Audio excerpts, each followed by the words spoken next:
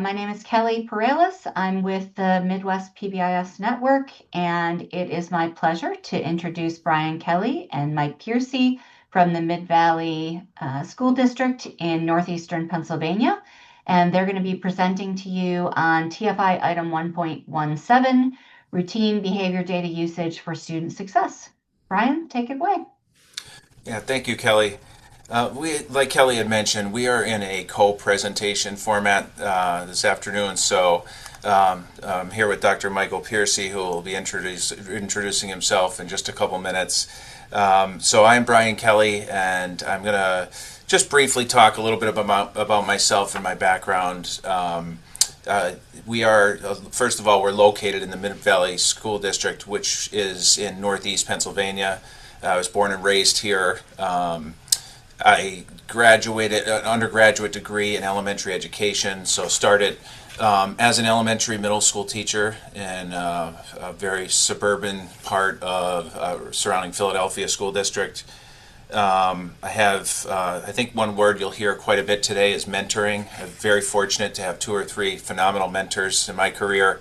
And after a few years of being a teacher, I pivoted over to school counselor in a middle school and spent 7 years as a school counselor, and then turned over to building administration. I was a elementary principal for 12 years, and most recently I have moved over to curriculum director in the Mid-Valley School District, which is a K-12 central office position.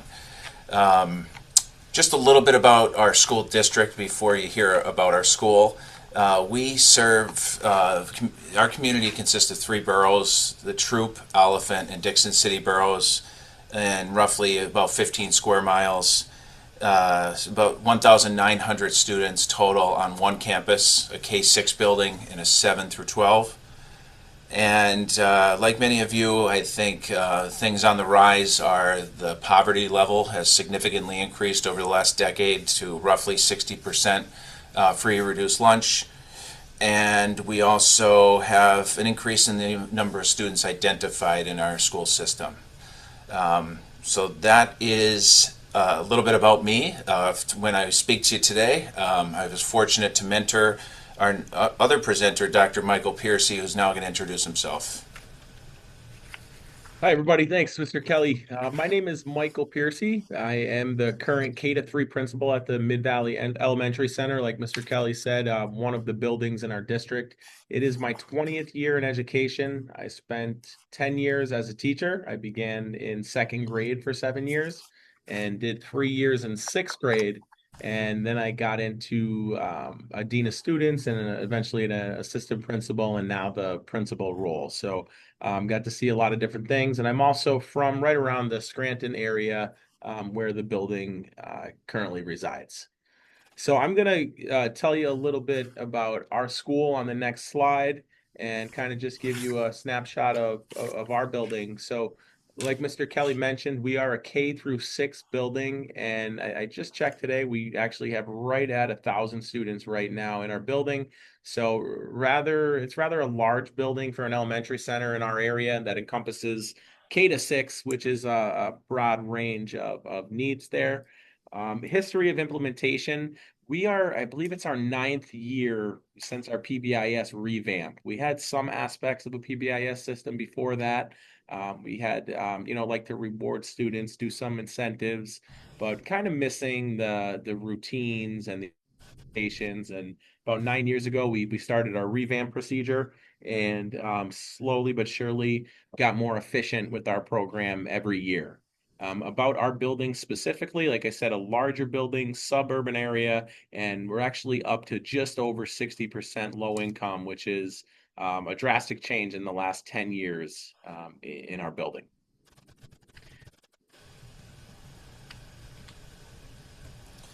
Okay, I hope that we have I think, a very exciting aspect of the TFI, routine behavior data usage for student success. You see some data resources down the bottom that we will reference throughout our time with you today. And hopefully, we love the setup of this because the majority of the time will include question and answer. We're willing to share anything and everything that we have. But this 1.17 really relates to some of the work that we've done here because of really the mindset of, if we reduce barriers and create as many safety nets as possible, our students could achieve success. And that looks different for many of our students, just like yours. In this inventory, we talk a lot about alternatives to suspension, and you'll hear Dr. Piercy talk about that. When we were implementing this about 8 years ago, his role was the assistant principal, and I was the principal of that K-6 building. It talks a little bit about crisis response in this section, and we are fortunate to have a community school-based behavioral health team within our elementary center. And although the community school-based behavioral health team works with more of Tier 3 students that have a diagnosis and their needs are more intense, they are at the front of our crisis response, with or without a student that's on their team. So they service our entire school community as far as crisis goes. Our district is also, we couldn't be here today without support from our superintendent of schools and a school board that really understands this language. And through database decisions and discussions with our school board and our superintendent, we have been successful at gaining 2 school counselors to our staff in the last 5 years. And in the elementary center alone, that brought our ratio down to 1 school counselor for roughly 325 students. So that has a major impact on crisis response and student relationships with staff. This is a little background information about what we're going to discuss today. Roughly 8 years ago, when I came on board as the principal of the elementary center, I was told very clearly during the interview process, we have a literacy crisis in our district.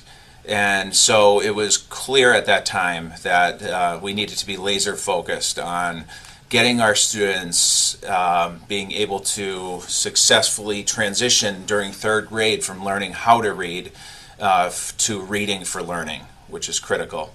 And our numbers and the percentages of students were just not there. I also noticed during the first couple of years in the district, we have amazing educators who are emotionally invested into our students, but many of our decisions were being made on how they felt rather than more data-driven, which I think in an ideal world you'd have both.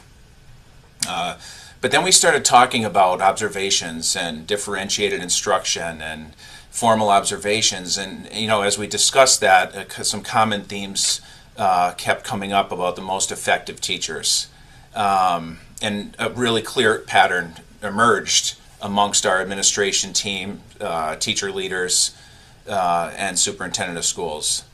And down the bottom there, that 3rd point of predictable classrooms help students feel safe. And giving them a stronger chance to reach their full potential. So those teachers that were hitting distinguished areas, the teachers that, when we talk about PBOS growth in 4th grade and up, it was just very clear to us that not only were they prepared for their position, but they had very predictable routines, that students had a voice in their class, and they had choice most times. And we felt it was very easy to identify why they were reaching their full potential in those classrooms. All right. So how did we get there? So, it was our vision many years ago to create a data-driven culture, right? And I think a key to it was just establishing clear data routines. We like to say that leadership matters. You can talk about being data-driven, but, what are you actually doing to model this and, kind of lead the way with this? So just some things that we like to do. And we have monthly grade level meetings, monthly faculty meetings. that always starts with some sort of SWIS data. We're looking at, overall summaries for the month, comparing this month to last month. Um, we're going to talk a little bit later how we, try to find trends in the behavioral data, but we like to talk about them at this point. So I just think modeling it daily and constantly having data-driven conversations, like Mr. Kelly said, instead of just relying on feel to make decisions, to have something behind it. Um, we also, with those charts we prepare of the monthly data and the comparisons to previous month, we like to put that, we have a PBIS Google Classroom, and we like to put all our data in there for our teachers to see, and they could see, are our efforts working? Do we have to focus on different areas? But some more places where we just kind of display data and talk about behavioral data and trends. We have a morning news show. We like to put, little blurbs on there for the kids to see, hey, hallway discipline referrals are down 50% this month. So, get the kids bought in and involved in it, and talking with this language. Behavioral expectations, so important. We have those for every aspect of the building. Before we go to our monthly PBIS assembly, all teachers are reviewing the assembly expectations. We think that's an important factor. And, just being out there modeling this, giving kids at recess, at lunches, modeling active supervision, giving them behavior specific praise. Those are all really important factors, in our opinion. And, lastly, our child study meetings. We have weekly child study meetings, and, just helping them become data driven, using professional talk, gathering the essential data, and using that to drive our discussion and drive our decision making, as opposed to kind of anecdotal stories. It's anytime we could get hard facts, hard data, to help us make decisions. That's something that we strive for. And quick follow up there, we have, what does that look like in practice? Well, the building principal towards the beginning might read the behavioral expectations for an assembly over the loudspeaker for the entire school. Maybe a couple months down the road, then the principal would say, and now at this time, your classroom teachers are going to go over the expectations for that assembly a few months later. And then at the end, students really, depending on age, should be able to be a part of that and stand up and talk to their peers. Just continued just documentation of how we get there. We are heavily involved. Our comprehensive plan has interconnected systems framework written into it. And as complex as that could be, what that means to us is that our languages need to make sense not only to our students but to us, our parents and families and community members. And so we are devoted to not only behavioral data but also academic, and talking about it in the 3-tier system. By the way, out of that also comes, we have a model that we live by that, if we're talking about a student, we should, pretend as if their parent or guardian is standing right next to you. So, professionalism is a continued goal of ours, which is a work in progress, but we feel that our students are so amazing that they deserve that. So there is so much information out there about how to train staff in the second line item down here. And absolutely, we use SWIS. I think if you have asked Dr. Piercy what are his tabs on his Chromebook or his Google Chrome website, SWIS would be up there. And so we do share snapshots. He does during grade level meetings, and we are constantly modeling this behavior to our staff. The building principal is, I would argue, that's the most important person there as far as implementation and continued success. So that's just the critical part of our success here at Mid-Valley. Now, going beyond the SWIS data, added number of we added some data points here that you can read, but it really does tell a story when you kind of grow your data sources other than just ODRs. So we kind of branched out of SWIS. We have a digital hall pass system, which many of you have.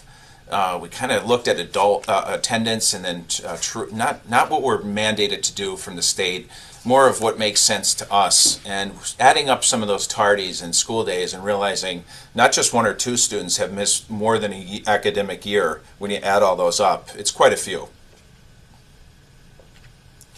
So what impact did some of these strategies and this implementation have?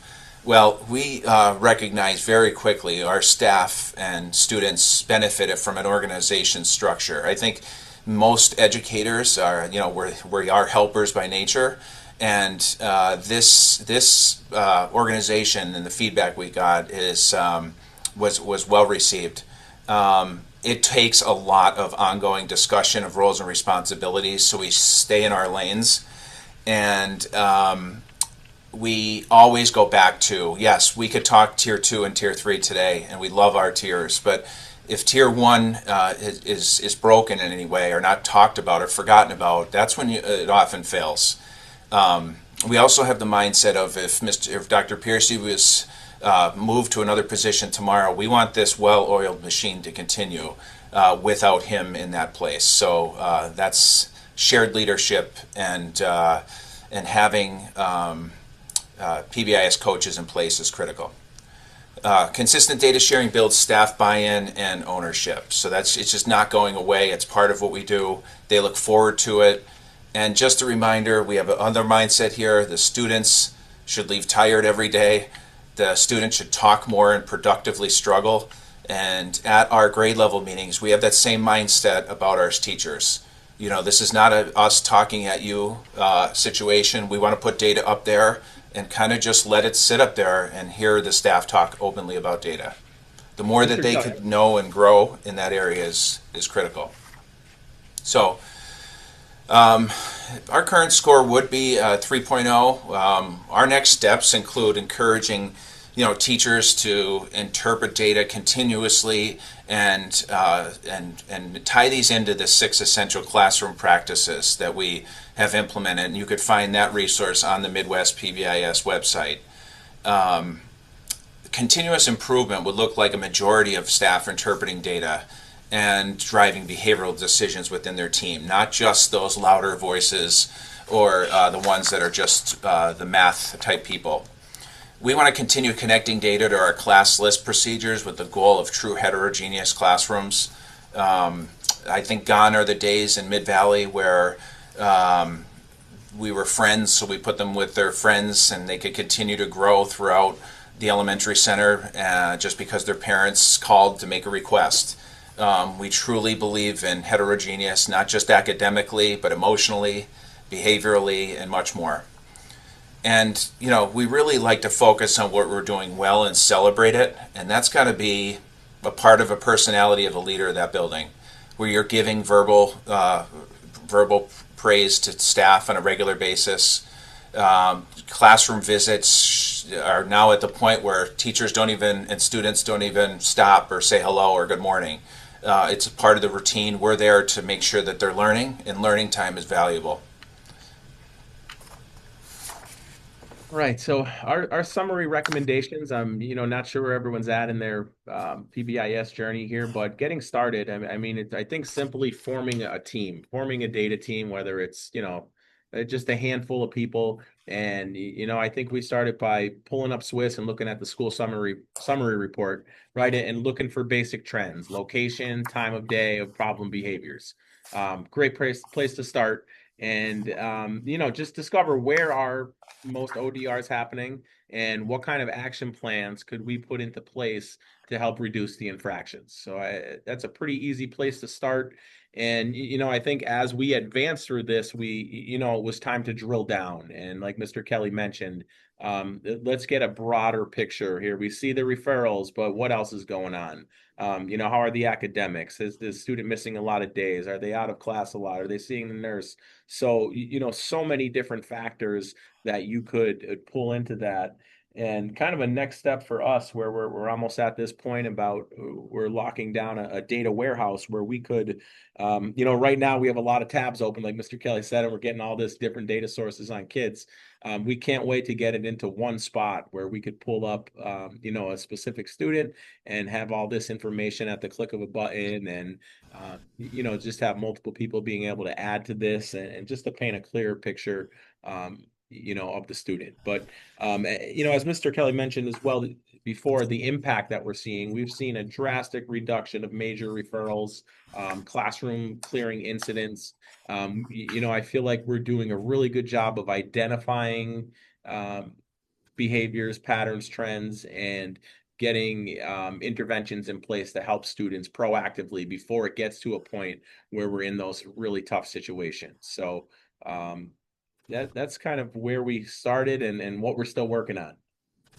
Yeah, and one of the things Dr. Pierce he's humbling himself is that one of the I guess street credit, the biggest points of street credit he got with teachers is that he talked openly with them about what happens when the door is shut with him and a student, or just creaked open after they have a misbehavior. Remember, there is bullying in our school, in our district. There are misbehaviors every day. That is happening. But we feel, and we're here today to talk about our story and how the safety nets we have in place are clear, they're consistent, and the communication is well enough that everyone understands each other. When a teacher just has a student receive an ODR for misbehavior, and they know the principal follows through, or the vice principal, and they're restating expectations to support the school-wide positive behavior system, that's pretty incredible to take a look at. So with that, we really are most excited about this next part, which is a Q&A. So I think we're going to unmute, or you can unmute yourselves.